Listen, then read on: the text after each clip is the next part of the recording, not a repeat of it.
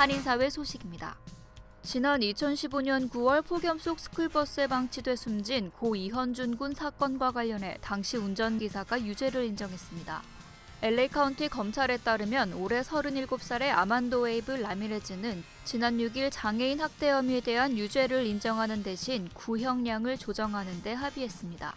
이에 따라 라미레즈는 오는 30일 선고 공판에서 징역 2년형을 선고받을 예정입니다. 자폐증을 앓고 있던 이 군은 당시 운전자가 뒷자리에 있던 이 군을 확인하지 않고 내려 버스 안에 반나절 넘게 갇혀있다 숨졌습니다. 이후 캘리포니아 스쿨버스 안전법이 제정되는 등 관련 규정이 크게 강화된 바 있습니다. 지난해 한인타운과 인근 지역 범죄가 1년 전보다 증가한 것으로 나타났습니다.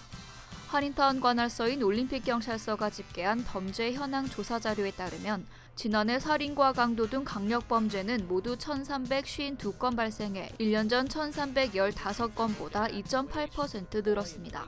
재산범죄도 5,782건으로 1년 전보다 7.5% 늘어났고 2014년에 비해서는 29%가 증가했습니다. 강력범죄 중에는 가중폭행이 가장 크게 늘어난 범죄 유형으로 분류됐으며 재산범죄의 경우 자동차 절도가 13.3% 늘어났습니다.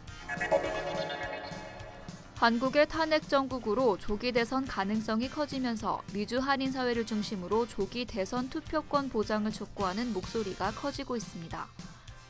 지난 2일 미주 한인회 총연합회가 선거법 개정 촉구 성명서를 발표한 데 이어 지난 금요일 버지니아주 소재 한인 비영리 단체인 미주 희망연대는 재외국민 선거권 보장을 위한 서명운동을 시작했습니다.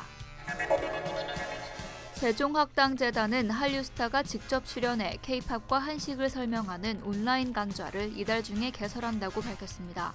아이돌 그룹 라붐과 B2B의 육성재 등이 출연해 한류 문화를 소개하는 강좌는 한국어와 중국어, 영어로 자막을 입혀 제공할 예정입니다.